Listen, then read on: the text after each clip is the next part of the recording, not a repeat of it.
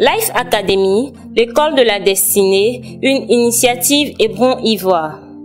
C'est un espace de préparation, de formation et de transformation pour aguerrir les hommes et les femmes au challenge de la vie en société à travers une préparation à la vie professionnelle, matrimoniale, financière et plus globalement à l'accomplissement parfait de leur destinée. Life Academy, c'est aussi une plateforme d'alliance divine, d'enseignement et de prière pour chaque domaine de la vie. Life Academy, c'est enfin 6 écoles de formation, de transformation et d'impact, 2 missions d'évangélisation et de salut des âmes, plus de 50 conférences par an, des activités adaptées à chaque domaine de la vie, des milliers de vies impactées. Nos écoles: l'école de la percée, l'école d'Esther, l'école de la royauté, l'école de la famille, l'école des fils et filles de rois, l'école du service. Nos missions pour le salut des âmes: la mission jeune pour apporter l'évangile aux jeunes et leur faire connaître la vie de Christ, la mission Rahab pour convertir les femmes des milieux de débauche et les amener à Christ.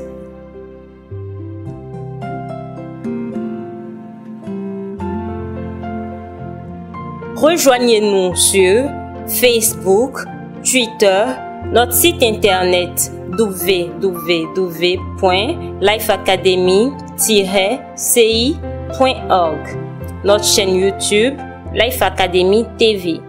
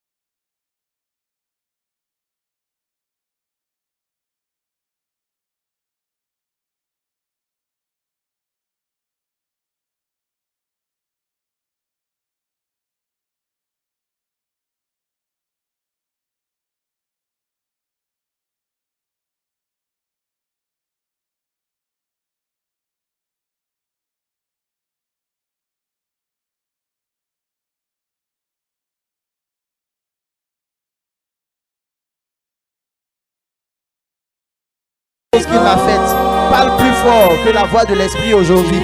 Je veux entendre le Saint-Esprit qui me parle, qui me donne une parole, qui me donne la paix, une parole qui range ma vie, une parole qui me rend meilleur, une parole qui me rend meilleur, une parole qui me rapproche de toi. Dis Saint-Esprit, je veux de toi.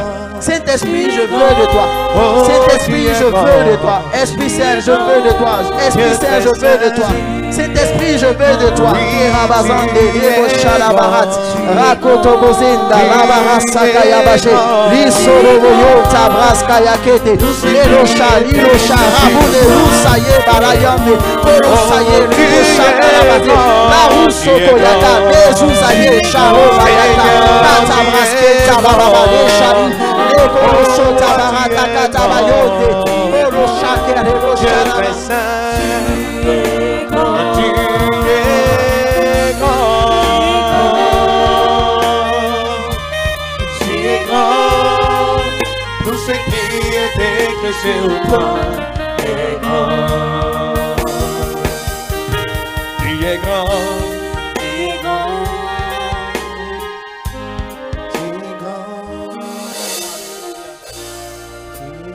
Alléluia.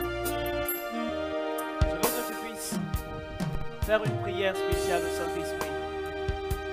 Tu vas lui dire, Saint-Esprit, aussi grand que tu es, aujourd'hui, fais de grandes choses dans mon cœur, fais de grandes choses dans ma vie, fais de grandes choses dans ma destinée. Ne me laisse pas partir de façon ordinaire, telle que je suis venu, mais en repartant, que je reparte de façon extraordinaire, parce que tu as fait de grandes choses dans ma vie. Élève la voix et prie le Saint-Esprit. Demande de grandes choses, demande de grandes choses au Saint-Esprit. Demande de grandes et de fortes, puissantes choses.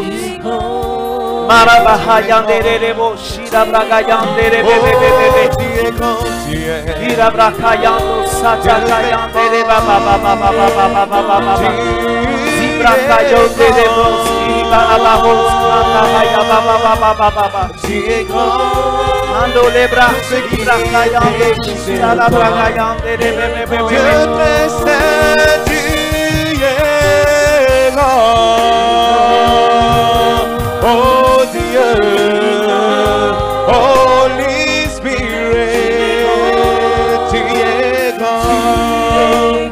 Oh, tu es grand. Tu es grand. Tout ce qui est écrit sur toi est grand.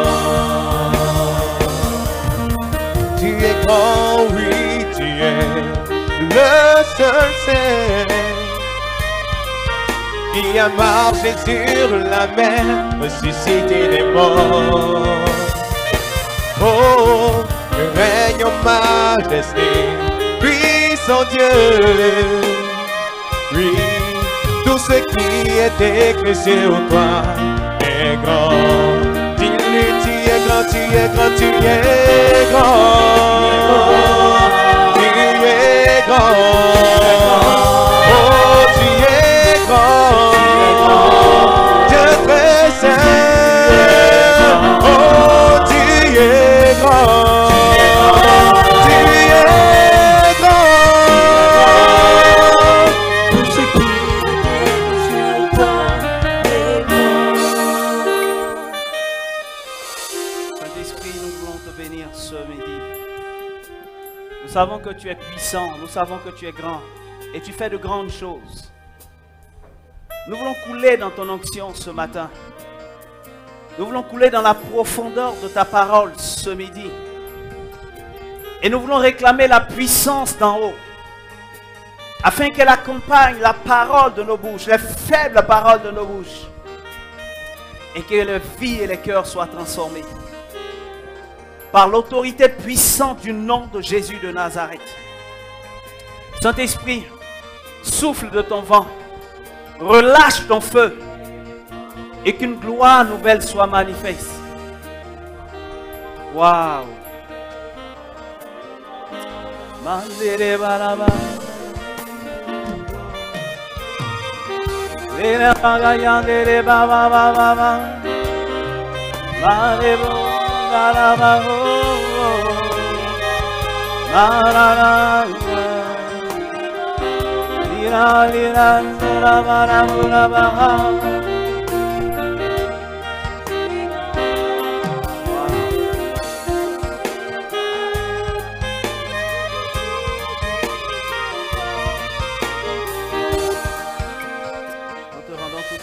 Saint-Esprit, et te bénissons. Merci Saint-Esprit, et que toute la gloire et l'honneur reviennent à Jésus de Nazareth. Amen. Selon la réalité qu'on découvre dans la Bible quand nous-mêmes nous méditons la Bible, ou bien selon ce que beaucoup de personnes ont eu à nous dire. Mais nous allons partir dans le livre de Proverbes, chapitre 31, le verset 10. Proverbes 31, le verset 10.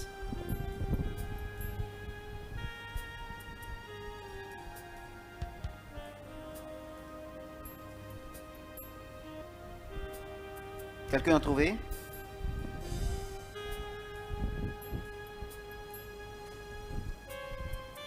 Proverbe 31, le verset 10.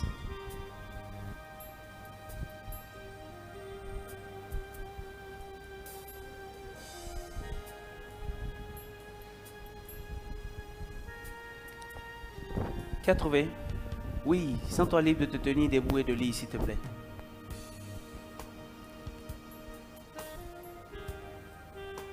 Qui peut trouver une femme vertueuse? Qui peut trouver une femme vertueuse?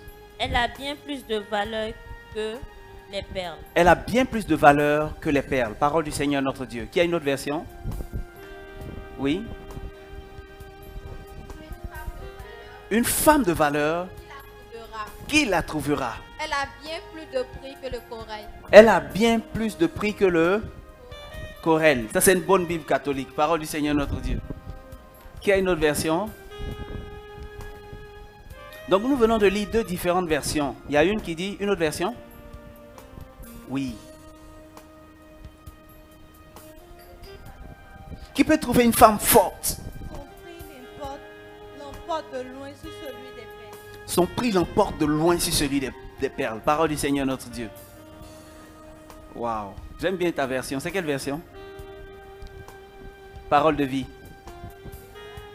La Bible catholique. Ah, c'est bien ça. Donc, vous voyez ce qu'on vient de lire. On vient de lire une première version qui dit qui peut trouver une femme vertueuse. Une autre version qui dit qui peut trouver une femme forte. Et puis, une autre version qui dit qui peut trouver une femme de valeur. Donc, en fait, en réalité, le terme qui a été utilisé par l'auteur de ce livre, Proverbe a été écrit par qui? Par qui? Je n'ai pas bien entendu. Par le roi Salomon. Or, nous savons tous que Salomon a une sagesse extraordinaire. Nous savons que Salomon a reçu une grâce extraordinaire qu'on ne trouve pas partout. Qui est d'accord avec moi? Dans le livre de 1 roi, le chapitre 4, à partir du verset 29, la Bible dit: Dieu donna à Salomon de la sagesse, une très grande intelligence et des connaissances multipliées comme le sable qui est au bord de la mer. La sagesse de Salomon surpassait la sagesse de tous les fils de l'Orient et toute la sagesse des Égyptiens. Il était plus sage qu'aucun homme, plus qu'Étan, les Rachites, plus qu'Herman, Calcol et Darda, les fils de Machol.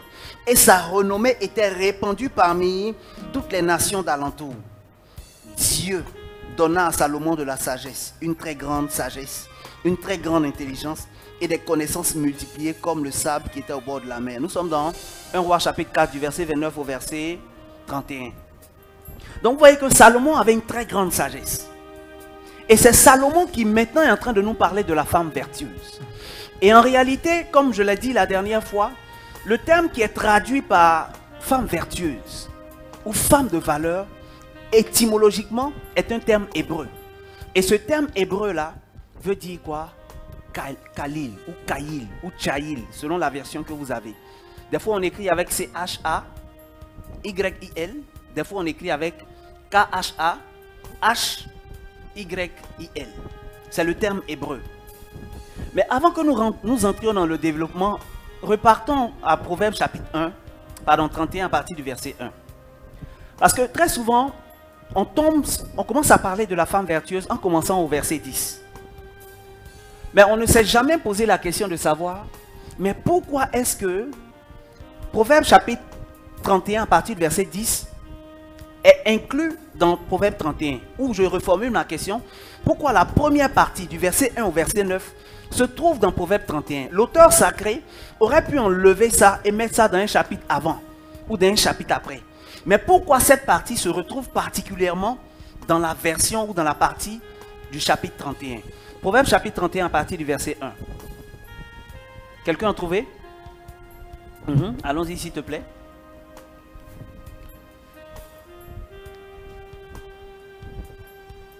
Parole du roi Lémen. Sentence pour lesquelles sa mère instruisit. Ok. Donc, nous sommes dans un contexte. Tu vas être mon accompagnatrice pour un moment. Tu es d'accord? Ok. Donc, on est dans un livre qu'on appelle Proverbe. Et il y a une dame qui était la mère du roi. En fait, la mère du prince. Quelqu'un qui devait être préparé à prendre le royaume ou à prendre le trône. Et donc, la mère de ce roi a commencé à conseiller et à enseigner son fils. Pour lui dire, comme tu vas devenir un roi, il y a des principes généraux que tu dois connaître. Il y a des principes de la vie qui doivent te caractériser. Tu dois comprendre un certain nombre de choses afin de pouvoir bien gérer et diriger le royaume sur lequel Dieu va te faire grâce d'être établi. Continue s'il te plaît. Que te dirais-je, mon fils? Alors, quelle est la première chose que je vais te dire à toi, mon fils? Que te dirai-je, fils de mes entrailles? D'accord? Que te dirai-je, fils, objet de mes vœux? Continue s'il te plaît.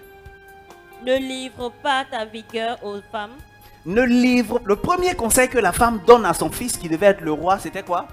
Ne livre pas ta vigueur aux femmes. Est-ce que vous pouvez répéter après moi? Ne livre pas ta vigueur aux femmes. La suite, s'il te plaît. Et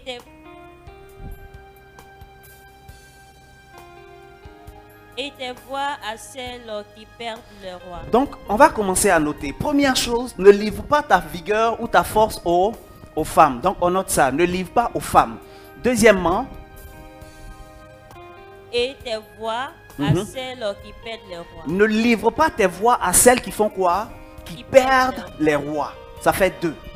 Troisièmement, ce n'est point au roi. Ce n'est point au roi. Le miel. Ce n'est point au roi. Ce n'est point au roi. De boire du vin. De boire du vin. Donc, troisièmement, il dit quoi? Ce n'est pas au roi de faire quoi? De boire du vin. Quatrièmement, ni au prince de rechercher. Ni au prince de rechercher des liqueurs fortes. Ça fait combien? Ça fait 4. Donc, premièrement, il dit ne livre pas ta force à qui? Aux femmes. Deuxièmement, il dit ne livre pas ta vigueur. Ne livre pas tes voix à celles qui perdent les rois. Et troisièmement, ce n'est point au roi. Les mènes. Ce n'est point au roi de boire du vin. Donc, ne bois pas du vin, mon fils. Et puis quatrièmement, ni au prince de rechercher des liqueurs fortes. Continue la suite qui va me faire un peu rire. De peur qu'en buvant, il n'oublie la loi et ne méconnaisse les droits de tous les malheurs. Continue s'il te plaît. Donnez les liqueurs fortes à celui qui périt. Donnez les liqueurs fortes à qui? À celui qui périt. À celui qui va mourir, ok. Et du vin à celui qui a l'amertume dans et le vin à qui? Le vin à celui qui a l'amertume. À celui qui a gourmet. Dans l'âme. Dans l'âme, ok. Merci, parole du Seigneur notre Dieu. Alors, vous voyez, nous sommes dans Proverbe 31. Et ça commence comme ça. Avant que l'auteur sacré ne commence à parler de la femme vertueuse. En fait, le verset 10, ou à partir du verset 10, c'est la même femme qui est en train de parler. Qui est en train de dire à son fils, mais comment tu vas faire pour trouver une femme vertueuse? Une femme vertueuse, comment tu vas la trouver? Comment tu vas faire pour la reconnaître? Comment tu vas faire pour l'identifier au milieu de plusieurs? Comment tu fais pour te rendre compte que cette femme-là, elle mérite d'être l'épouse d'un roi parce qu'elle est une femme vertueuse? Donc avant de commencer à décrire cette femme-là, il va commencer par décrire celles qui ne sont pas des femmes vertueuses. Alléluia. Elle va commencer, à décrire celles qui ne sont pas des femmes vertueuses. Vous voyez, dans le livre d'Éphésiens, le chapitre 5, le verset 18, la Bible dit, c'est au travers de l'apôtre Paul, ne vous enivrez pas de vin, mais soyez remplis du Saint-Esprit. Ne vous enivrez pas de vin, mais soyez remplis du Saint-Esprit.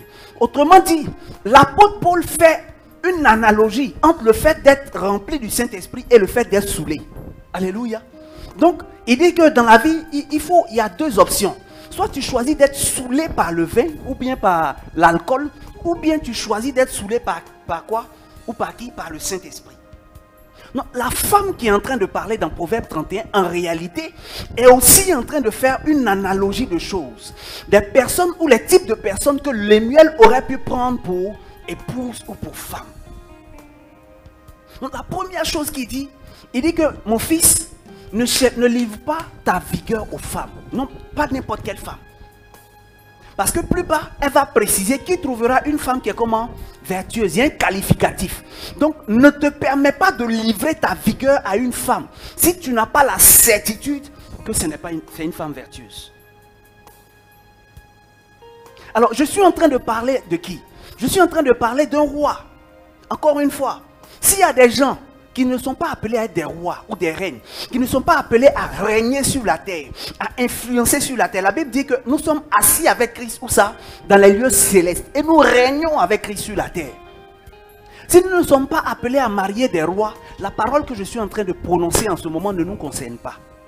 Nous ne sommes éligibles que lorsque nous avons une destinée glorieuse d'épouser des rois. Dis Amen.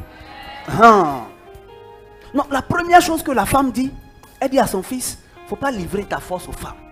La deuxième chose, tes voix à celles qui perdent les rois. Et puis il continue maintenant en disant, Elle continue, pardon, en disant, ce n'est pas au roi de faire quoi? De boire du vin, ni les liqueurs fortes. Mais chérie, si ce passage se trouve exactement, cette histoire de vin et d'alcool, de boissons fortes, se trouve exactement entre la femme ordinaire dont parle la mère de Lemuel et ensuite la femme vertueuse à partir du verset 10, ça veut dire quoi? Ça veut dire qu'aller chercher une femme qui n'est pas vertueuse peut être similaire ou semblable à boire du vin ou à boire des boissons fortes. Alléluia.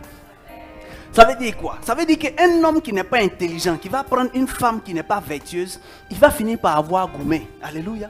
Il va donner les boissons fortes à qui? À ceux qui ont le cœur meurtri. Donc en réalité, une femme qui n'est pas vertueuse est semblable à une boisson forte. Alléluia.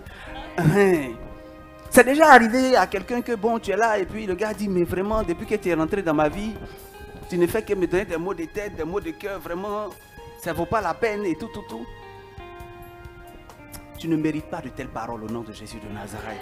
Et je déclare qu'on ne dira jamais de telles paroles sur toi au nom de Jésus. Le vin et l'alcool, les boissons fortes. Donc commence à regarder dans ta vie. Avant qu'on commence à parler de l'homme lui-même, mais commence à regarder dans ta vie les moments où toi-même tu t'es positionné comme vin et puis boisson forte. On dit on donne le vin à qui? À celui qui va mourir. Il y a quelques années, je connais l'histoire d'une femme, il y a peut-être une dizaine d'années, un monsieur qui a épousé une femme avec qui il avait un enfant. Ils ont fait 10 ans ensemble. Et puis un jour, il va au boulot, il revient, il ne trouve rien dans son salon à part une lettre. Alléluia. La femme lui a laissé une lettre pour dire que je suis parti en France avec le bébé, j'ai tout vendu. Ils avaient compte commun, tout ça là. C'est pas la peine que tu ailles regarder dans le compte parce que tout ce qui est là-bas là, j'ai déjà pris. Alléluia. On dit donner le vin à qui? Le gars a failli mourir. Il était brisé, cassé. Ne lui parlez pas de femme. Ne lui parlez même pas de femme. Mais je déclare que tu ne seras pas de cette catégorie au nom de Jésus de Nazareth. Maintenant, c'est qui la femme vertueuse dont on parle? Je vous disais tout à l'heure que son étymologie se trouve dans quoi? En hébreu. Et ça veut dire Kaïl. Tu peux t'asseoir s'il te plaît. Que veut dire Kaïl? Kaïl veut dire force, puissance. C'est la première définition. Donc quand la Bible dit qui peut trouver une femme vertueuse, vous voyez, c'est pourquoi j'ai très bien aimé la version qu'elle a lue. On dit qui peut trouver une femme comment? Forte. Donc, Kaïl, c'est une femme qui est forte. C'est une femme qui a du caractère. Alors comprenons-nous bien, je ne suis pas en train de parler d'une femme qui est émancipée. Alléluia. J'ai dit une femme forte. Je n'ai pas dit une femme qui est comment? Émancipée. Je n'ai pas dit une femme qui est un master en droit. Alléluia. Elle est capable de te délibérer ou de te verser les droits des femmes en cette période. Mais ce n'est pas de ça qu'il s'agit. La femme forte, la femme qui a du caractère, c'est la femme qui a la capacité de maîtriser. Vous voyez, il y a une publicité qu'on écoutait souvent, une publicité de Michelin ou je ne sais pas quoi. On disait quoi? Que la signature, c'était que la puissance sans maîtrise n'est rien. Quelqu'un a déjà entendu ça? La puissance sans maîtrise n'est rien. Donc en réalité, la force dont on est en train de parler, ce n'est pas une force qui va dans tous les sens. Vous arrivez dans certaines maisons, c'est la femme qui dit la loi et défait la loi. Alléluia. Vous arrivez dans certains environnements, ce n'est que la voix de la femme qu'on entend.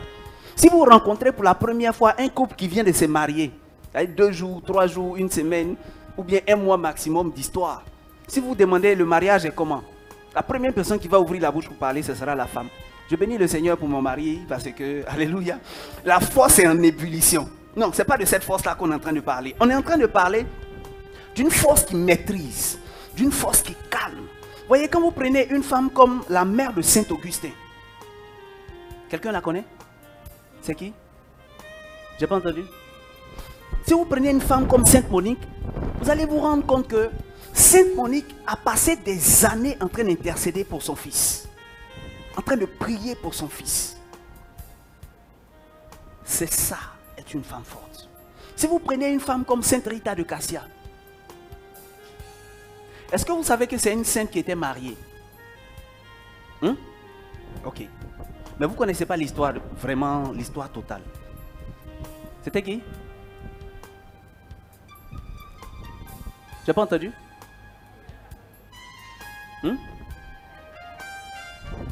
Avant ça, vous savez, Sainte Rita avait des parents qui étaient pauvres. Ok? Et ce qui va se passer, c'est que les parents vont prendre une dette chez un monsieur qui était alcoolique. Ok?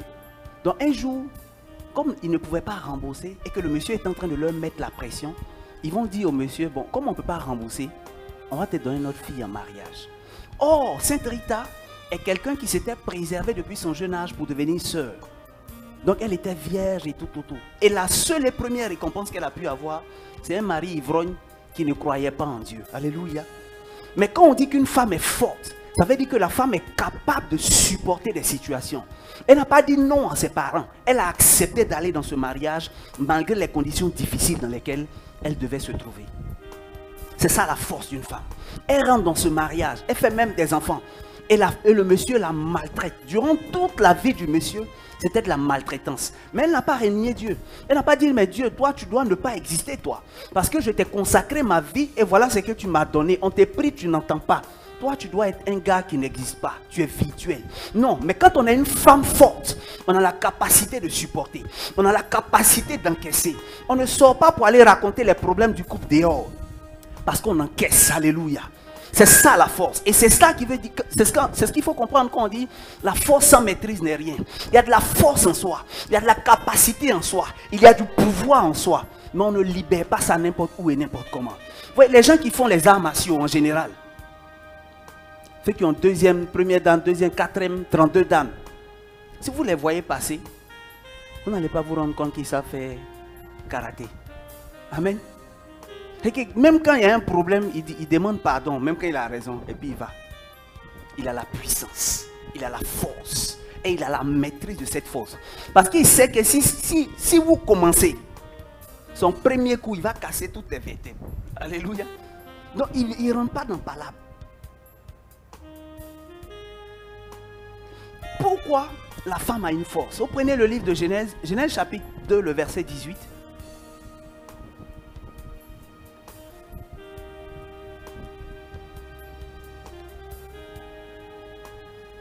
Genèse chapitre 2, le verset 18.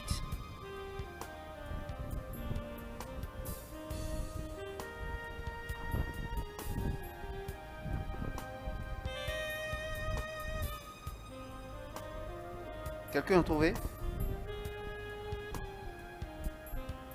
Vas-y s'il te plaît si tu as trouvé. Genèse 2, partie du verset 18.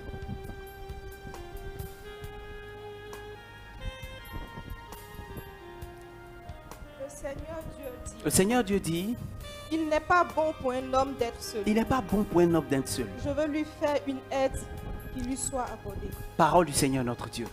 Voyez, encore une fois, c'est la première fois dans la Bible qu'une négation apparaît. La première fois, la Bible commence avec Dieu. Au commencement était le ciel et la terre. Ça parle, ça parle, ça parle. Et ce n'était que des phrases affirmatives. La première fois qu'une négation apparaît, c'est quand Dieu dit, il n'est pas bon que l'homme soit seul. Ça veut dire qu'il y a un problème. La deuxième chose qui est importante, il dit, je lui ferai quoi? Une aide.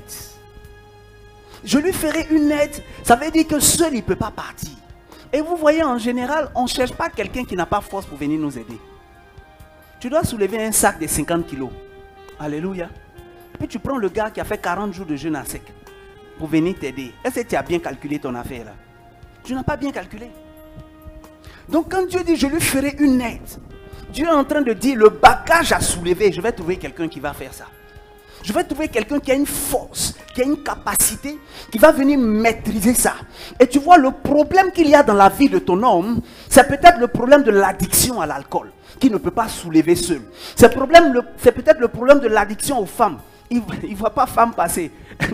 Le frère disait ça tout à l'heure. Il tire ici ce qui bouge et ce qui ne bouge pas, lui-même il fait bouger, il tire dessus. Alléluia. C'est peut-être ça son problème. Son problème, c'est peut-être qu'il ne maîtrise pas sa sexualité. Et vous voyez le problème de maîtriser la sexualité de l'homme, ce n'est pas juste de dire ne cherche pas femme. Parce qu'un homme peut ne pas physiquement aller avec une femme et se retrouver, ne pas être fidèle à sa femme. Alléluia. Il peut être, les Anglais disent addicted, accro. Il peut être accro à la masturbation. Alléluia. Il peut être accro à la pornographie. Il peut être accro au voyeurisme. Il y a les magazines bizarres. Et le problème, c'est que dans ces magazines-là, les femmes ont des longs cheveux roux ou bien rouges et tout ça. Maintenant, en face, il y a une femme qui a des courts cheveux noirs ou bien crépus. Alléluia. Et le problème, c'est qu'il y a une incorrespondance. Donc, du coup, ça ne colle plus. Donc, maîtriser la sexualité d'un homme, et ça va faire l'objet d'un thème. Maîtriser la sexualité d'un homme, là, ça a besoin de force. Alléluia. Donc, quand on dit que la femme doit être forte, on est en train de dire que la femme doit avoir la capacité de soulever les problèmes, maîtriser les problèmes que son homme seul n'arrive pas à maîtriser. C'est pourquoi la Bible dit, je lui ferai une aide. Je lui ferai une aide aussi parce que je me suis rendu compte que sa destinée, lui seul, il ne peut pas la réaliser, il ne peut pas l'accomplir, il ne peut pas la parfaire. Donc, je vais lui faire venir une aide dans sa vie. Donc, la première caractéristique ou signification de femme vertueuse, c'est femme forte. C'est femme qui peut supporter. C'est femme qui peut porter. C'est femme qui peut soulever. C'est femme qui peut endurer. Il ne s'agit pas de commencer la course et de ne pas la terminer. Si vous ne pouvez pas commencer la course et la terminer, vous n'êtes pas une femme forte. Vous rentrez dans le mariage. Et depuis on est rentré dans les derniers bizarres. Moi je ne veux plus rester dans ce mariage. Il ne fallait pas venir devant l'autel de Dieu. Alléluia. Je disais à un frère récemment qui m'a dit il veut divorcer. J'ai dit, hein? Toi tu es mon frère, il te soutient en tout. Tout ce que tu as fait ici, d'accord avec toi. Si seulement si tu n'étais pas venu devant Dieu et que tu t'es arrêté à la mairie, moi j'allais t'aider à faire les papiers là, pour le divorce. Heureusement ou malheureusement pour toi, tu t'es marié devant Dieu. Tu es allé jusqu'au bout. Alléluia. Moi, mais il a t'aidé, on va aller au bout.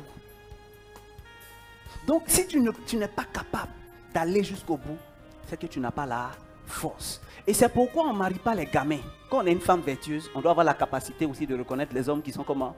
Vertueux. Alléluia. La deuxième signification du mot, c'est efficace ou efficient.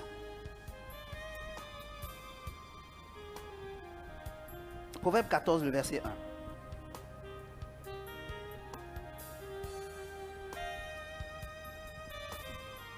Quelqu'un a trouvé? Donc, qui peut trouver une femme vertueuse veut aussi dire qui peut trouver une femme qui est comment? Efficace ou bien efficiente.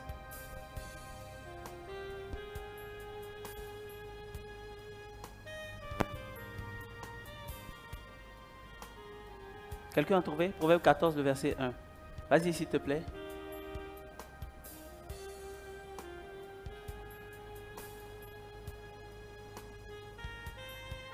La femme sage bâtit sa maison. La femme sage bâtit sa maison.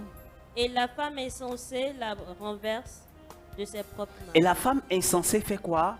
La renverse de ses propres mains. Parole du Seigneur notre Dieu. Le même terme qui est utilisé pour la femme sage, qui bâtit, dans le sens du terme bâtir, construire, ça a le même sens que la signification de efficace ou efficiente. Ce qui est efficace, c'est ce qui va jusqu'au bout. C'est ce qui réussit à accomplir les choses. Vous voyez, vous avez en tant que femme beaucoup de projets. Moi, je vais ouvrir mon magasin de cheveux. Je vais ouvrir mon magasin de ceci. Demain, je vais aller au sport. Après, demain, je vais faire ci. La femme efficace, c'est celle qui n'a pas que des intentions, mais qui a aussi des actions. Alléluia. La femme efficace, c'est celle sur qui on peut compter pour voir des choses se réaliser. La femme efficace.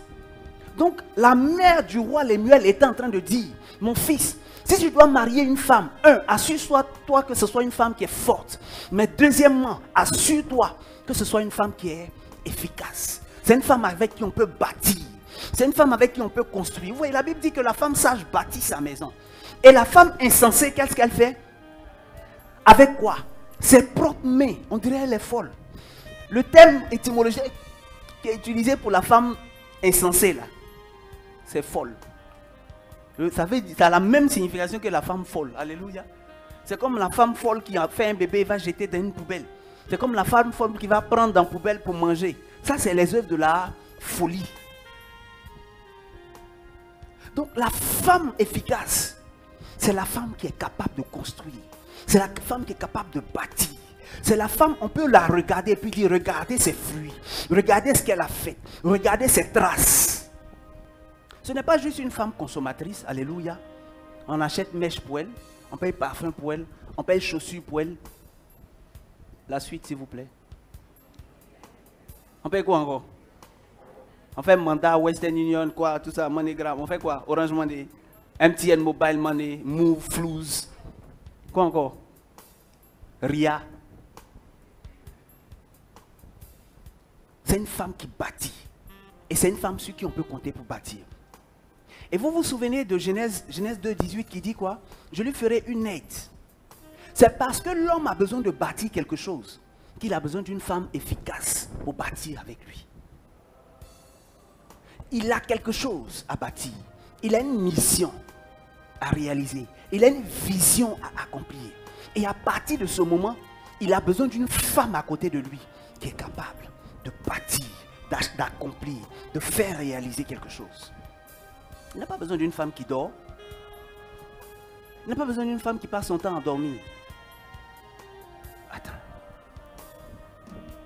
Ne peut pas prier, ne peut pas jeûner, ne peut pas faire sport, ne peut pas travailler, ne peut pas préparer, ne peut pas, ou bien ne veut pas.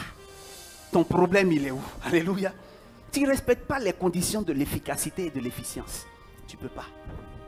Les Djoula disent, championnat co. Ni TC, il peut pas. Malheureusement pour toi, tu ne peux pas boire. Tu es née femme. Alléluia. Tu n'as pas le choix. Tu es condamné à être une femme vertueuse au nom de Jésus. Tu ne peux pas. Tu n'as pas le choix. La troisième caractéristique. Waouh, j'aime cette caractéristique. Signification de femme vertueuse. Ça veut dire femme riche. Alléluia. Donc, Lémuel est un fils de roi. Lémuel est appelé à être un roi. Lémuel est appelé à régner sur tout Israël. Lémuel dispose de toute la richesse d'Israël. Mais quand sa mère devait le conseiller sur quel type de femme il devait prendre, sa maman lui a dit, il faut choisir une femme qui est riche. Alléluia. C'est pas choquant. Le gars il est déjà riche. Mais il dit, il faut trouver une femme qui est comment? Qui est riche. Et la richesse, telle qu'elle est démontrée ici, on parle de richesse matérielle. Alléluia. Il dit, il faut qu'elle soit riche. Mais vous voyez, une femme ne peut pas être riche si elle n'est pas efficace ou efficiente. Pour avoir l'argent aujourd'hui est tellement facile. Vous vous mettez sur Facebook, vous créez une page, vous vendez mèches. Il y a des femmes qui sont suffisamment non efficientes pour ne pas vouloir se déplacer dans l'endroit où on vend mèches pour payer mèches. Elle va payer mèche là en ligne. Et elle va payer le service de livraison à domicile de 1000 francs ou de 2000. Alléluia. Tu peux devenir riche rien que par ça. Alléluia. Même pour aller acheter des sous, il y a des femmes qui achètent ça sur Internet. La chose, tu as besoin d'essayer ta taille et tout ça là. Toi, tu payes sur Internet. On te livre et puis tu dis non, non, ça ne marche pas. Il faut ramener. Tout ça, c'est 1000 francs, 1500, 1000 francs de livraison. Alléluia. Est-ce que je suis en train de parler à quelqu'un ce midi? Donc, en fait, la richesse dont il est question, c'est vrai, c'est la richesse matérielle ou financière. Mais on n'est pas en train de dire que la personne doit être pleine aux as. On est en train de dire que la personne doit avoir des idées de richesse. La personne doit être une personne qui a des idées de richesse, de création de richesse. Une personne qui est dynamique, une personne qui peut se mettre en mouvement. Sinon, elle va finir la richesse du royaume. Alléluia. Pendant le temps où elle va finir de commander tous les trucs sur Internet et se rendre compte que ce n'est pas à son goût quand ça vient physiquement. C'est du gâchis. La femme riche. Qui trouvera une femme comment? Riche. Et quand vous voyez les épouses des rois en général, c'est pas du jeu.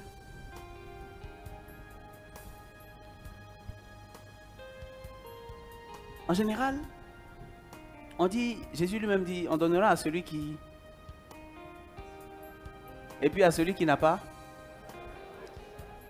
le peu qu'il a. Et j'aime bien d'autres versions qui disent le peu qu'il croit avoir. Alléluia. Et il y a des versions qui disent on lui arrachera même le peu qu'il a. Et puis il y a d'autres versions qui disent on lui arrachera même le peu qu'il croit avoir. Il croyait que c'était pour lui. Mais il y a longtemps on lui a arraché ça. Donc le roi riche a besoin d'être en connexion avec quelqu'un qui a un peu. Pour qu'on lui donne encore plus. Sinon, il va finir ce qu'il a. Et pour aller plus loin spirituellement, vous savez qu'il y a des pauvretés. La plupart des pauvretés ne sont pas simples. La plupart. Il y en a qui sont simples. Dieu a un peu de paresse. Alléluia. Mais la plupart des pauvretés ne sont pas simples. Elles sont liées à des malédictions. Donc si tu vas faire association avec quelqu'un qui est maudit pour être pauvre, sans avoir traité le problème, alléluia, tu vois la conséquence.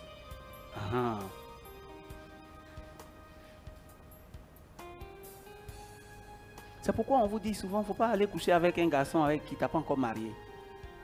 Vous savez pourquoi? Alléluia.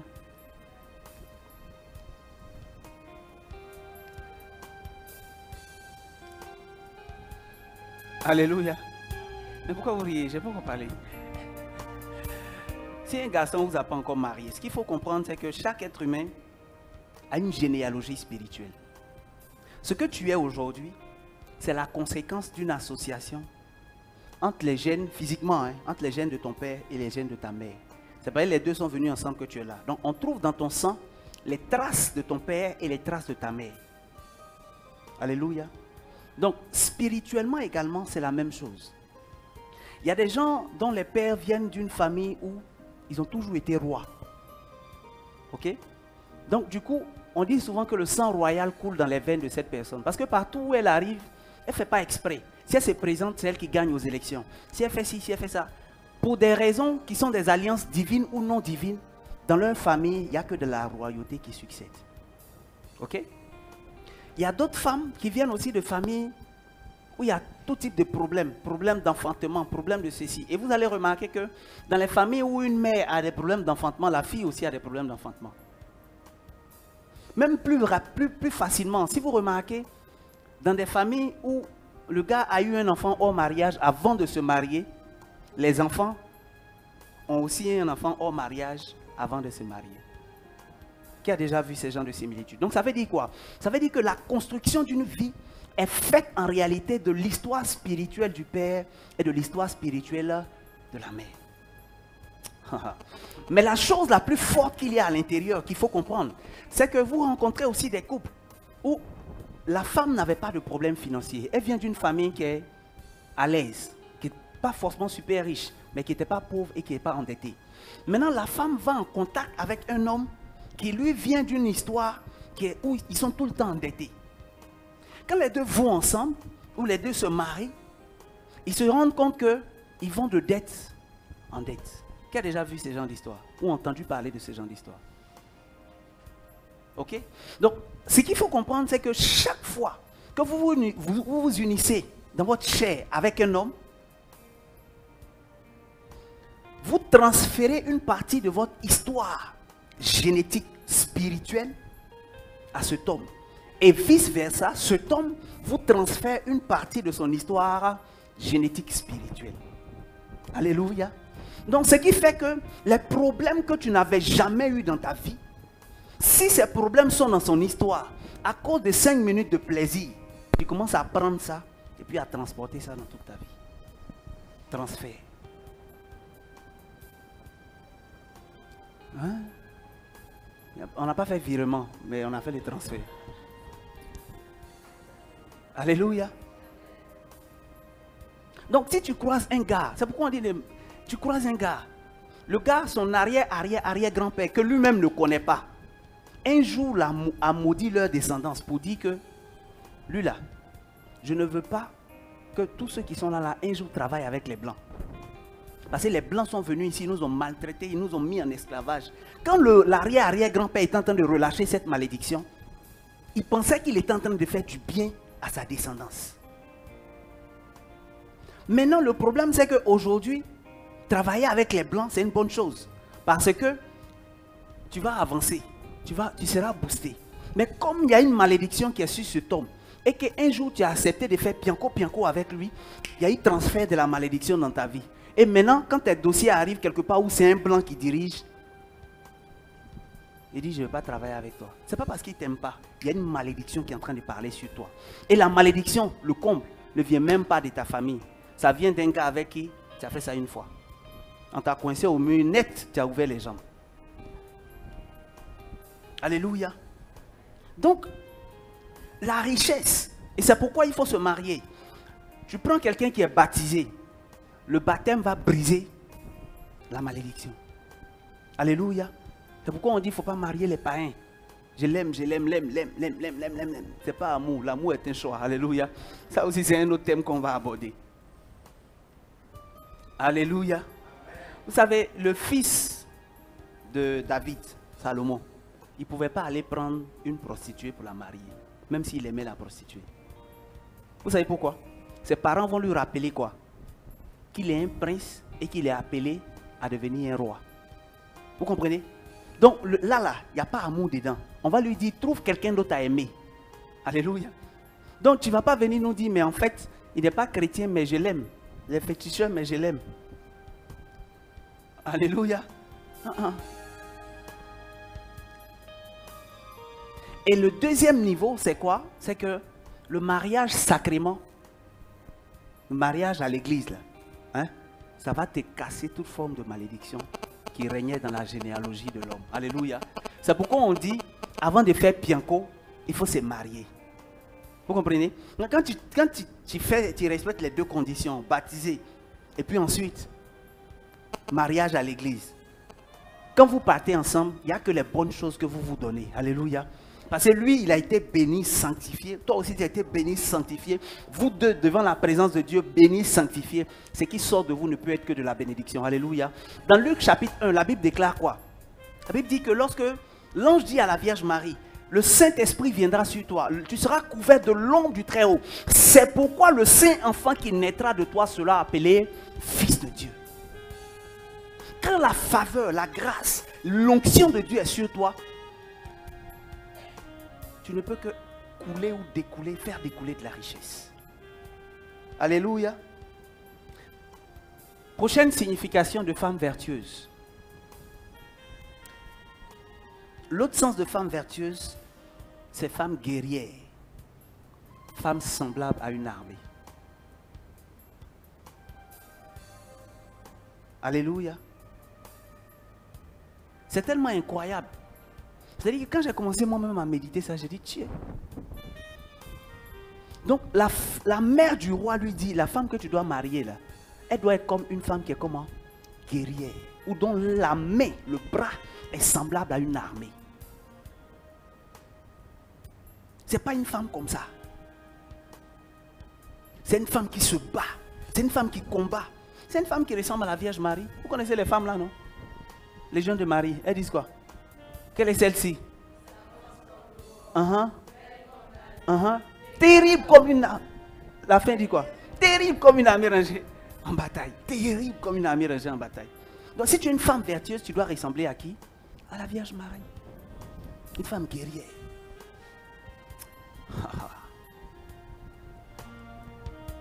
Une femme guerrière est capable de se lever spirituellement et de dire, cette addiction dans la vie de mon mari, je mets fin à cela dans le nom de Jésus-Christ de Nazareth.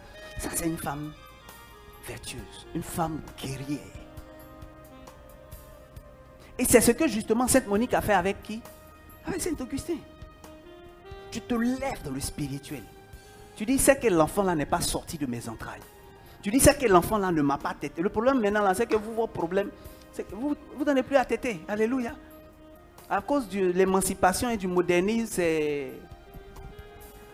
Les biberons vous donnez aux gens. Comment tu vas faire pour poser des actions prophétiques sur la vie de ton enfant si le lien entre ton enfant et toi, c'est biberon? Alléluia. Je vous dis une chose. Je connais l'histoire d'une dame en Afrique ici. Elle a mis au monde son enfant. Elle n'a pas pris soin de son enfant. C'est une autre femme. qui lavait l'enfant, qui lui donnait à manger, qui l'habillait, tout. Quand l'enfant a grandi, elle est devenue quelqu'un qui avait beaucoup d'argent. Beaucoup d'argent. Et la femme qui s'en occupait s'est levée dans le spirituel. Et a dit, aussi vrai que je me suis occupé d'elle comme une mère, que je reçoive donc les récompenses de mère. Donc chaque fois, à la fin du mois, ou bien quand il fallait honorer sa mère, la jeune fille là, elle partait honorer celle qui s'est occupée d'elle. Mais c'est un truc qui était spirituel, pendant que sa mère souffrait, jusqu'à ce que, dans la souffrance là, sa mère meure.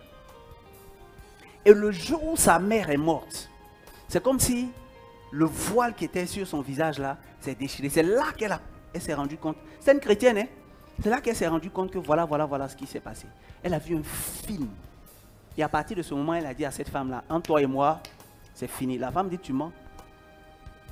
Elle a commencé à prophétiser sur elle. Et les choses qu'elle prophétisait sur elle là, ça a marché. Elle était épatée. Donc, là où elle va dire, non, c'est bon comme ça, il faut qu'on prenne fin. La femme va prophétiser sur elle pour dire que si tu ne reviens pas à de meilleurs sentiments, ton enfant, l'enfant avait 7 ou 8 ans, ne va pas dépasser 10 ans. C'est que ce n'est pas moi qui me suis occupé de toi. La femme a dit, non, il faut que je m'élève. Donc elle est partie voir sa maman spirituelle et puis ils ont prié ensemble. Aujourd'hui où je vous parle, l'enfant a 11 ans. Alléluia. Mais je vous raconte cette histoire pourquoi? Pour vous dire qu'il y a une autorité que vous avez dans le spirituel, une femme guerrière. Là, je suis en train de... Qui est marié ici? Alléluia. Je vais vous donner un secret. Les autres, vous pouvez fermer les yeux. Et les oreilles. Alléluia. J'étais en délivrance, en séance de délivrance un jour. Et l'esprit va dire en fait, va expliquer comment ils font pour détourner certains hommes de leur mari. Enfin, de leur femme. Et c'était une jeune fille en fait. Ils partaient prendre des médicaments elle partait prendre des médicaments qu'elle mettait dans leur partie intime. Donc chaque fois qu'elles vont avec un homme, l'homme est spirituellement lié, mais en plus condamné à toujours revenir et condamné à toujours lui donner le meilleur de sa rémunération. Donc la femme peut faire ce qu'elle veut, mais ça ne marche pas. Alors, quel est le secret qui se cache derrière? Le secret qui se cache derrière, et qui confirme d'ailleurs ce que je vous disais tout à l'heure par rapport à la puissance de l'acte sexuel, c'est que quand vous êtes marié devant Dieu, vous pouvez utiliser la connexion forte qui est là, sexuelle là, pour intercéder. Alléluia. Vous avez un échange. Il y a un lien. De la même manière, ils peuvent utiliser un médicament pour retenir.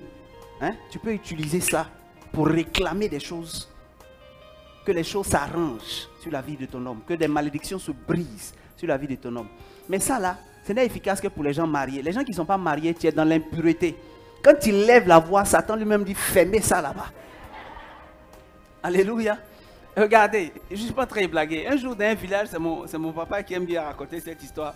La jeune fille commence, les gens font louange. Elle fait louange, Jésus, elle loue. Ah, les sorciers sont en réunion là-bas, qui nous dérange le soir là. Ils sortent leur tête, ils regardent, c'est un plaisantin, quelqu'un qui n'est pas chaste. Quelqu'un qui boit, quelqu'un qui prie pas, quelqu'un léger spirituellement, même vent peut soulever feuille morte. Alléluia. C'était quelqu'un comme ça. Donc quand le gars est parti, il est reparti, il dit, oh, c'est rien de sérieux. Coupez sa voix là-bas. Fini. Vous ne pouvez plus louer. Sa voix était partie. Donc, ce qu'il vient de dire, si tu es maligne, il ne faut pas essayer. Si tu sais que tu n'es pas en mariage. Alléluia. Sinon, il y a un démon qui a te giflé.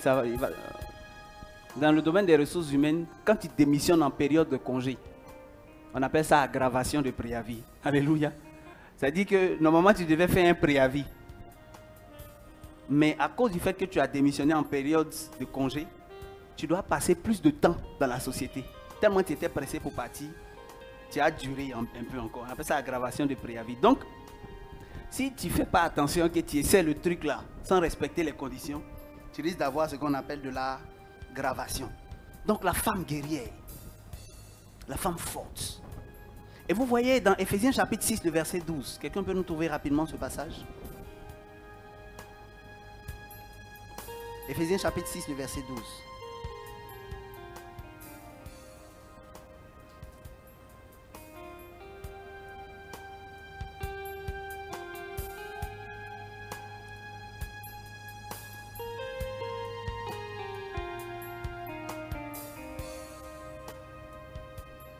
Quelqu'un a trouvé? Oui, vas-y, s'il te plaît.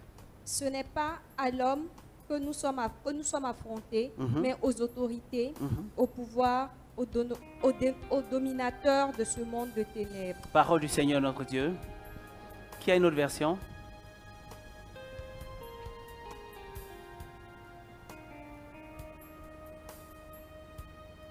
Car nous avons à lutter contre la chair et le sang, Car nous n'avons pas à lutter contre la chair et le sang, mais contre les princes, contre les princes, contre les puissances, les puissances. contre les dominateurs de ce monde de ténèbres, Alléluia. contre les esprits mauvais répandus dans l'air. Parole du Seigneur notre Dieu. Ce que ce passage nous dit, c'est que vous pouvez faire face à des réalités physiques dans votre vie. Vous pouvez faire face à des réalités physiques dans la vie de votre conjoint. Vous pouvez faire face à des challenges pour votre mariage. Mais chaque fois que vous allez voir cela, ce n'est pas l'oncle, la tante, ce n'est pas à lui que vous avez affaire. Vous avez affaire à une autorité spirituelle qui est en train de provoquer cette réalité physique. Alléluia. Chaque réalité que vous traversez, que vous vivez, que vous touchez, n'est rien d'autre que la conséquence de quoi? D'une réalité spirituelle. Donc il dit que nous n'avons pas à lutter contre la chair et le sang. Nous n'avons pas à lutter contre le tonton qui ne veut pas le mariage ou la tante qui est contre nous. Nous n'avons pas à travailler contre la colère de notre époux. Nous n'avons pas à travailler contre l'insoumission de ce. Je lui parle, il ne m'écoute même pas. Quand je lui dis allons à gauche, lui il va à droite. Mais la Bible dit, ce contre quoi tu dois lutter, ce n'est pas cette chair et ce sang que tu vois physiquement devant toi. Mais tu as à lutter contre les autorités spirituelles, contre les puissances qui siègent dans les lieux célestes et qui travaillent la vie de ce dernier, téléguident la vie de ces personnes. Donc, pourquoi un homme a besoin d'épouser une femme vertueuse, une femme guerrière? Parce qu'un homme a besoin qu'une femme soit capable de détecter les choses spirituelles qui travaillent contre sa destinée et de les combattre. Un homme en a besoin. Un homme n'a pas besoin d'une femme qui passe son temps endormie. Entre midi et deux, tu fais la sieste. Le soir, tu dors. Très tôt le matin, tu dors. Tu dors à toute heure. Toi, tu dors, tu es fatigué. Tu prépares, c'est ça? Tu as les enfants, tu gères. C'est ça qui fait que tu dors.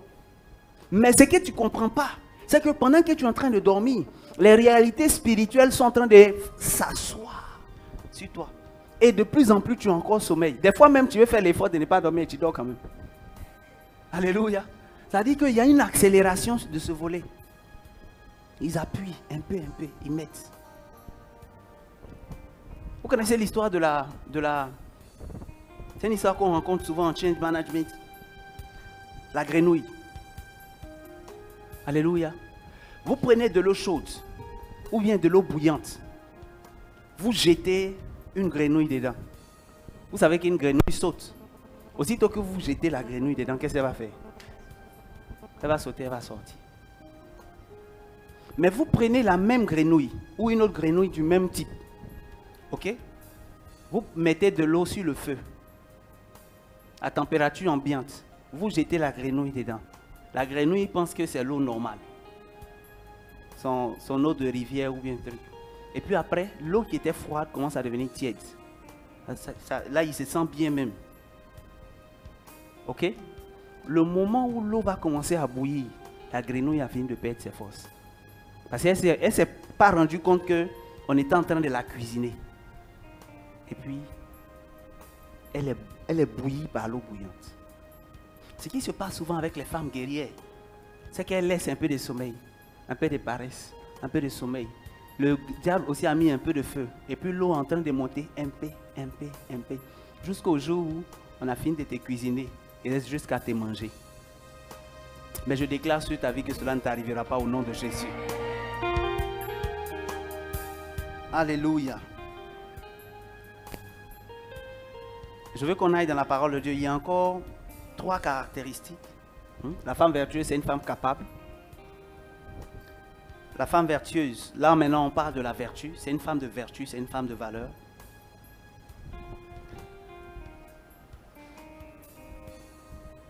Et puis la femme vertueuse, c'est une femme vaillante. Mais on va rapidement aller dans Proverbe 31, il ne me reste plus beaucoup de temps. Et on va parcourir le reste au travers des versets de Proverbe 31 à partir du verset 10.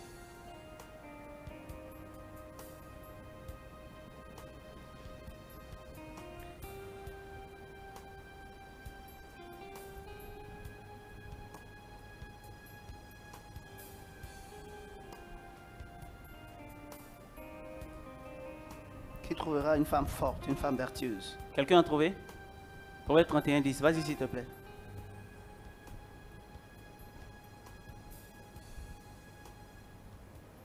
Qui peut trouver une femme vertueuse? Elle a bien plus de valeur que les perles. Ok.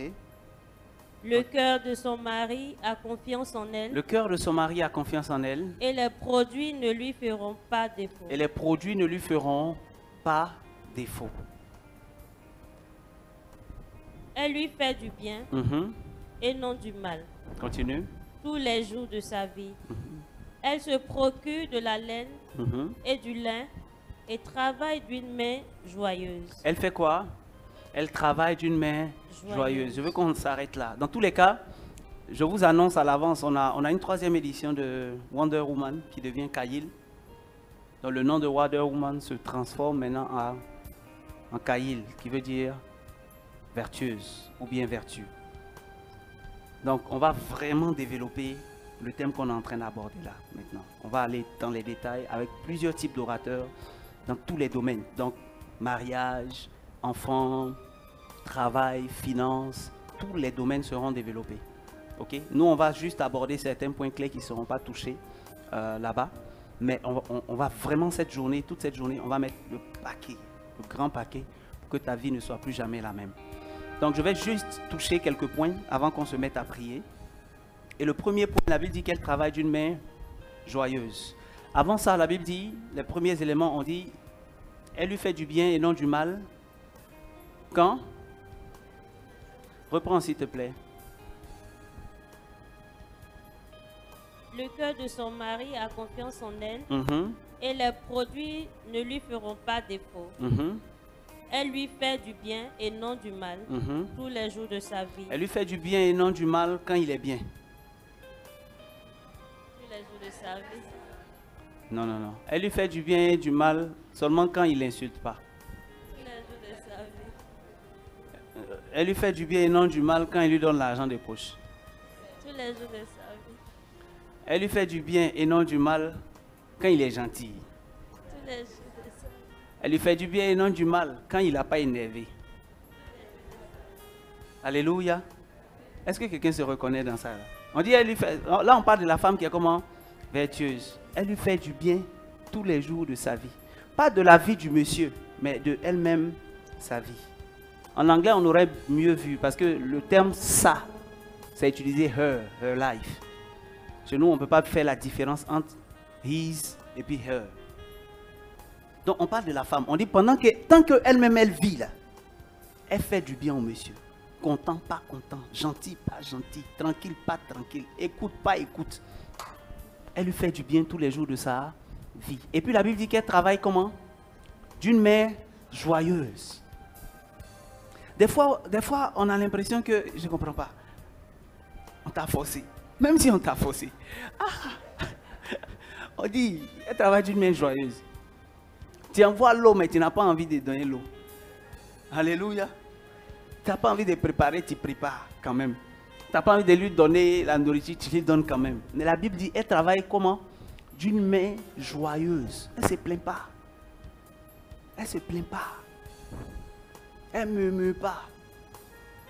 Pour la petite histoire, vous savez ceux qui ont quitté l'Égypte pour aller à Canaan, le peuple d'Israël. Il y a deux types de personnes. Il y en a qui sont restés dans le désert et puis il y en a qui sont rentrés dans le désert. C'est vrai ou c'est faux? Vous connaissez cette histoire, non?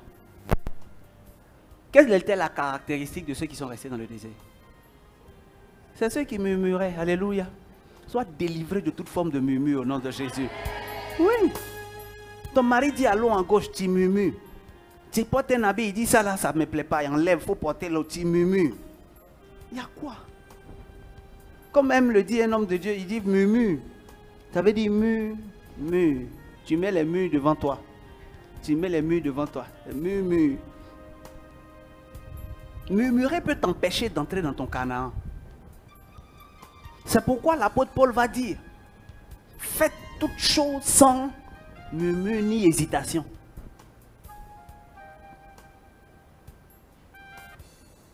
Alléluia. Continue s'il te plaît. Elle est comme un navire marchand. Elle est comme un navire marchand. Elle amène de son pain de loin. Elle amène son pain de loin. Elle attend que son mari envoie son pain de loin. Vous n'avez pas entendu? Pourquoi ne répondez pas? Elle attend que son mari amène son pain de loin. Non. Elle attend que son mari lui envoie le mandat. Non. Il faut qu'il souffre un peu. Vous voyez, c'est lui qui doit payer. C'est une génération un peu bizarre. Hein? C'est une génération qui parle d'émancipation. Alléluia. C'est même une génération dans laquelle on donne les mêmes droits à l'homme et à la femme dans le mariage. On dit les deux sont chefs. Comme le disait un homme politique, même les animaux ont un chef. Alléluia. Même les animaux de la forêt, ils ont un chef. Mais nous, on dit que nous là, on n'a pas besoin de chef. Alléluia. Les deux sont chefs. Quand vous partez à la mairie, de nos jours là, on donne le livre là à qui? Aux deux. Même en communication, c'est un peu bizarre. Parce que qui prend soin du truc? Si ça se perd, on fait comment? Vous n'avez pas remarqué que si quand on fait association, on dit on va faire ça, ça, ça, et puis on n'a pas dit qui doit faire quoi? À la fin là, on ne fait pas. Vous n'avez pas remarqué ça? Mais on dit les deux sont chefs. On confie le livre de famille aux deux. Alléluia. Donc, si tu es une femme vertueuse, il faut accepter aussi d'avoir un chef. Alléluia. Il faut, la rébellion là, ça tue, ça détruit. La rébellion, ça détruit la vie. Depuis le jour où le Seigneur a balayé Satan du ciel à cause de la rébellion, même si après vous vous lavez et que vous portez costume, tant que vous n'êtes pas repenti de la rébellion qui est dans votre sang, la malédiction liée à la rébellion va vous atteindre. Même si vous êtes joli sur Facebook. Alléluia. Alléluia. Elle me demande où est le rapport. Je parle de toute forme de rébellion. Alléluia. Mais la rébellion dans ton couple, ça te tue. Et vous savez, dans l'organisation des choses, dans l'ordre des choses, Dieu a mis la femme sous la mission de l'homme. C'est pourquoi Dieu dit à la femme d'être soumise. Être soumis, c'est être sous la mission. Soumission. Donc il ne faut pas, c'est pas faire des masters en droit. Alléluia. Il y a une femme, la même femme dont je parlais, la femme de Dieu qui a aidé cette jeune fille à renverser la malédiction concernant sa mère qui n'était pas sa mère. C'est une femme de Dieu qui parcourt le monde entier. Elle disait un jour, elle partait aux États-Unis avec Emirates. Elle était la seule femme en première classe. Elle dit que quand elle est montée dans l'avion, la seule femme et la seule personne, il n'y a pas noir, il n'y a pas blanc. La seule femme et la seule personne, pendant que l'avion était plein, il y avait des gens dans Eco, il y avait des gens dans Business, mais en première, c'était la seule. Elle s'est abaissée, elle a rendu grâce à Dieu. Et elle dit qu'en fait, l'un des éléments de sa bénédiction, l'une des sources de sa bénédiction, c'est sa soumission à son mari. Que tellement elle est soumise à son mari, la grâce coule sur elle. Des fois, son mari l'arrière et puis il est épaté par la bénédiction. Elle dit que dans sa culture, la forme la plus élevée de soumission, c'est l'agenouement. Donc elle, pendant près de 21 ans de mariage, chaque matin quand elle se levait, elle passait du côté de son mari du lit. Elle s'abaissait, dit bonjour mon chéri. Elle saluait pendant 21 ans. Et même les fois où elle n'était pas dans le même pays que son mari, qu'elle appelait au téléphone pour lui dire bonjour, elle était à genoux. Pour dire au diable que, regardez, quand l'apôtre Paul parle à la femme, dans Éphésiens chapitre 5, 25, 26, 27 jusqu'au suivant, et qu'il dit, la première parole qu'il dit à la femme, quand il dit, s'il y a une instruction à laisser aux femmes, j'ai fini de parler, s'il y a une seule instruction à laisser aux femmes, c'est femmes, soyez soumises à vos maris. Ça veut dire que les femmes ont un problème avec la soumission. La soumission te déclenche des miracles que ton combat ne peut pas te donner. Alléluia. Il y a des types de bénédictions qui ne viendront jamais dans ta vie tant que tu ne t'abaisses pas. Qui est déjà rentré dans une case sans abaisser sa tête? Qui va en faire les frais? C'est la personne qui refuse de s'abaisser. Ta tête, ça va cogner la porte là. Et ce ne sera pas la faute de quelqu'un. Non, chaque fois que tu veux entreprendre, tu rentres dans quelque chose et puis ta tête cogne. Il y a eu un jour où tu devais t'abaisser, tu n'as pas pu t'abaisser. Mais aujourd'hui, je déclare sur ta vie que tu en es délivré au nom de Jésus de Nazareth. La suite, s'il te plaît. On va finir rapidement. Elle se lève lorsqu'il est encore nuit. Elle se lève à 8 heures. C'est à 9 heures. Elle se lève à 10 heures, non? Non. On dit, elle fait quoi? Elle se lève lorsqu'il est encore nuit. Non, c'est trop facile ça. Elle se lève après le lever du soleil. C'est ça, non? Non. Même quand elle ne travaille pas, elle se lève à 9 h, 10 h, il n'y a pas de problème. 11 h. Non. Ton mari est parti au boulot dans tous les cas. Donc, la Bible dit quoi? Elle se lève lorsqu'il est encore nuit. Elle se lève lorsqu'il est encore nuit. Qui se sent concerné par cette parole? Alléluia. Il faut te lever tôt maintenant. On peut parler de la femme forte, la femme vaillante. Et tu vois, la femme forte, c'est une femme qui ne se laisse pas dominer par tout et n'importe quoi. Sommeil. Tout te maîtrise, même tes yeux. Aïe. Tout domine sur toi. La suite, s'il te plaît. Et elle donne la nourriture à sa maison et la tâche à ses servantes. Elle pense à un champ et elle l'acquiert du fruit de son travail. On va aller rapidement, s'il te plaît. Elle plante une vigne. Oui. Elle scinde de force ses reins et elle affermit ses bras. Ok. Elle sent ce qu'elle gagne. Elle sent que ce qu'elle gagne est bon. Elle sent que ce qu'elle gagne est bon. Oui. Sa lampe ne s'éteint point pendant la nuit. Arrête-toi là, s'il te plaît. Sa lampe ne s'éteint point pendant la nuit. Vous vous souvenez de la parabole des 10 vierges?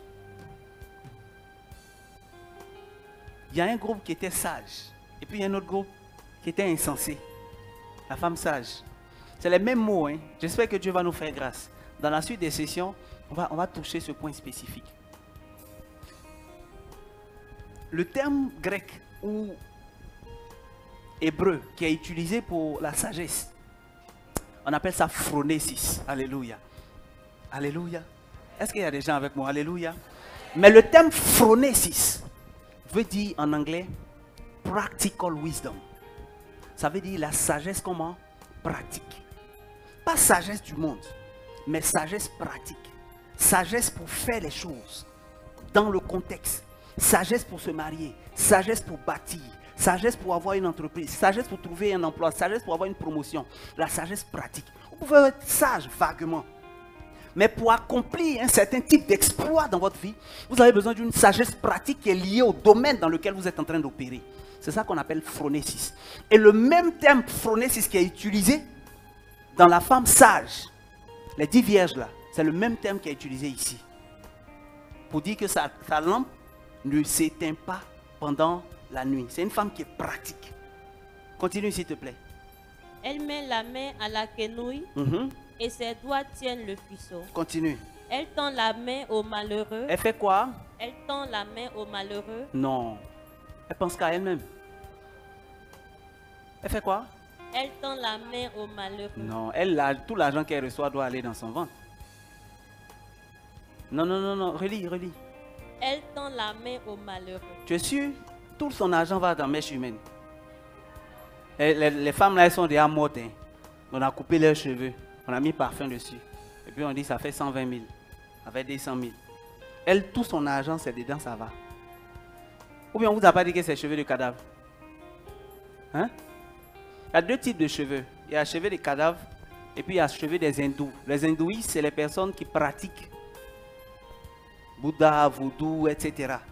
Donc, elles doivent se raser pour la régénération et la purification de leur âme. Donc, les cheveux mèches humaines que les filles vont acheter là, il y en a de deux types. Il y en a, c'est pour cadavres. Donc, elles se baladent avec cheveux de cadavres. Ou bien il y en a un autre type, elles sont en train de se balader avec des cheveux qui ont été travaillés pendant des semaines. Les gens ont marmonné dessus. Et ça va en mission sur les têtes de quelqu'un. Mais sois-en délivré au nom de Jésus de Nazareth. Ah. La suite, s'il te plaît. Elle tend la main à l'indigent. Oui. Elle ne craint pas. Alors, en anglais, ça a plus de sens. Hein. Elle tend la main au pauvre ou à l'indigent. Le terme anglais qui a utilisé, c'est stretch. Si j'ai, vous voyez cette bouteille d'eau, quand je l'ai ici, pour prendre la bouteille d'eau, je ne fournis pas d'effort. Je prends. Stretch, ça veut dire que la bouteille est peut-être à 1 mètre ou à 2 mètres de moi.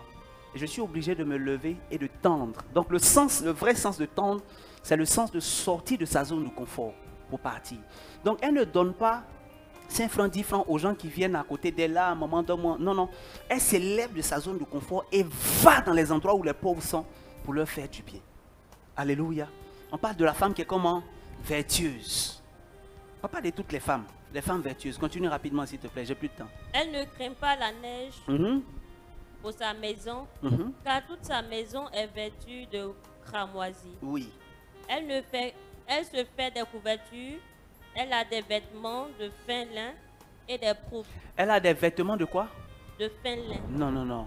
Elle a des vêtements ouïa ouïa. C'est ça, non? Comme c'est une femme vertueuse, spirituelle, là, elle s'habille n'importe comment. C'est ça?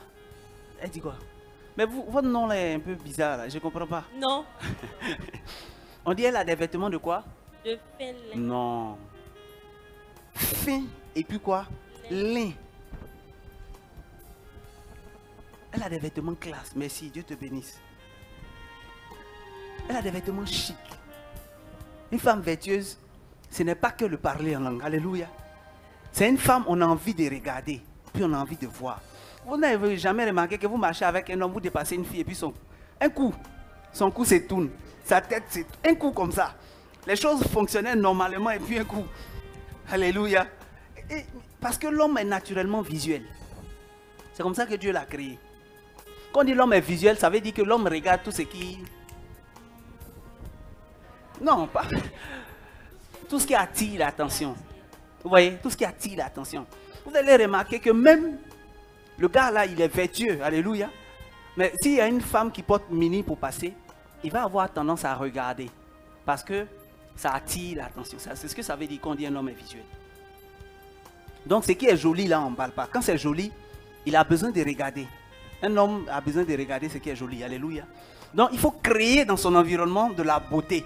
Donc de sorte que quand il part, une fois, on m'avait dit que les femmes éthiopiennes étaient jolies. Alléluia. Mais, franchement, il a fallu que j'aille en Éthiopie pour me rendre compte que c'était vrai.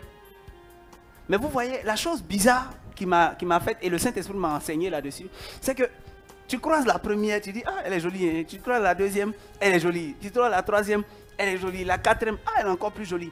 Donc, finalement, tu es tellement environné par de la beauté que la beauté n'a plus de signification pour toi. Ça dit que ça te dit rien, quoi. Elle est jolie, point.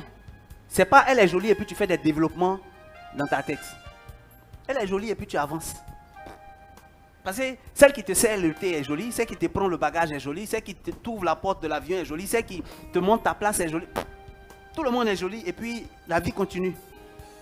Alléluia. Donc si vous avez l'habitude de créer l'environnement de la beauté, l'environnement de ce qui est joli autour de l'homme, même quand il voit ce qui est joli et attire l'attention, ça peut le faire tourner de tête pendant 1 seconde, mais ce ne sera pas plus que ça.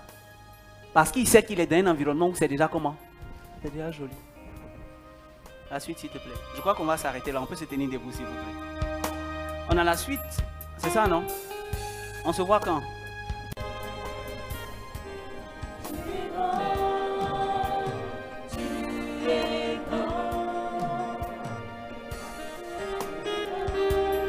Parle au Seigneur, parle au Seigneur. Dis-lui merci pour cette parole. Dis-lui merci pour cette parole. Ragayande rebo sita la brakayande. Shabababababababababa. Legerebro sirabalabohosa. Marabaho sirabababababababa. Zarabako sita la brakayande rebebebebe. La brako sota la brakayande rebebebebe. Shirabrako shirabarabarabarabaraba. Mazobra kayerebo sita la brakayande bebe. Malo sura brakanderebo skiri barabagayande. Mandere bebe shira bragayando. Marababa baba sondere braskiri barababa baba.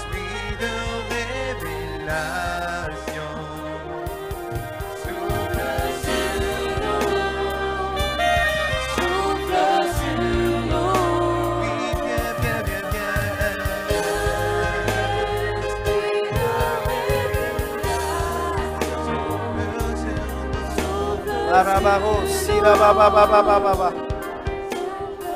Larabako sira baba baba baba baba.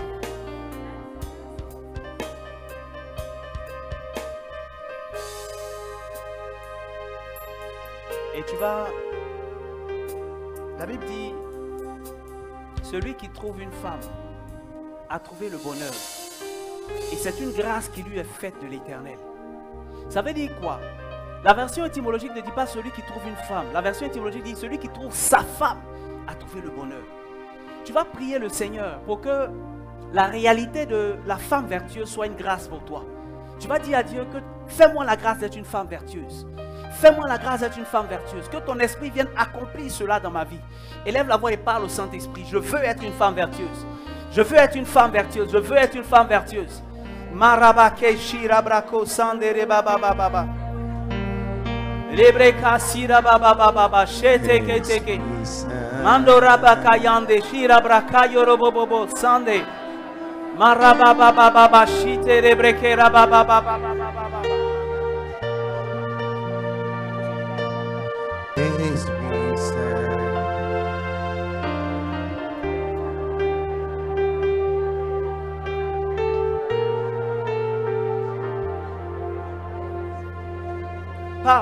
Parle à Dieu, dis-lui fais-moi grâce, fais-moi grâce.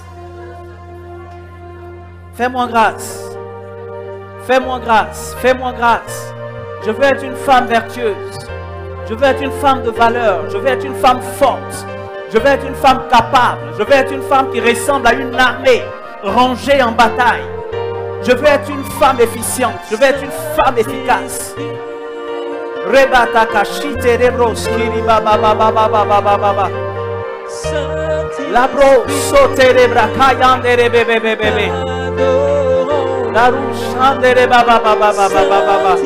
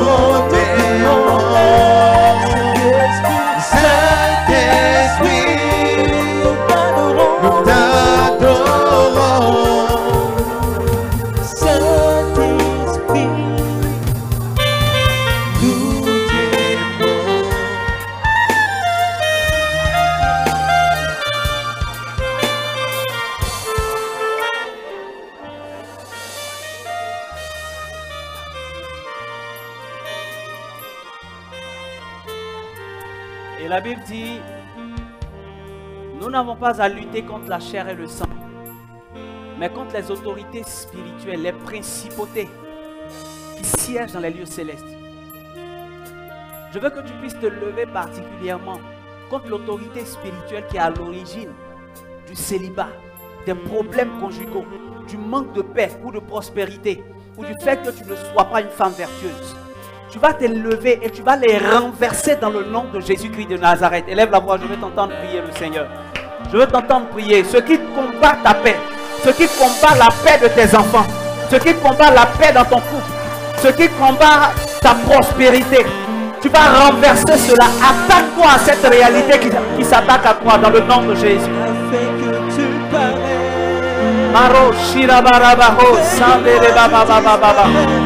Attaque-toi au mari de nuit, attaque-toi aux femmes de nuit dans la vie de ton mari, de ton conjoint. Attaque-toi à tout ce qui travaille contre ta paix ou ta prospérité.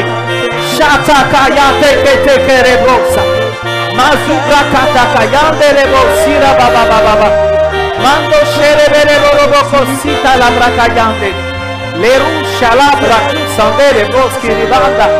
Marabababababa shere bebe. Mando robo shinda la bracaya rababababa. Rekete che sandere brosa. Maso toko rabaka scendere bobo. Marababababa shere bobosa. Azira brande le brosa. Mazando le broci la bande. Bebe sondo robo bobo. Masata kayande le brosa. Beribra kayande le brosa. Mando raba kayare bebe. Mando shira bra kayando robo bobo. Araba baba.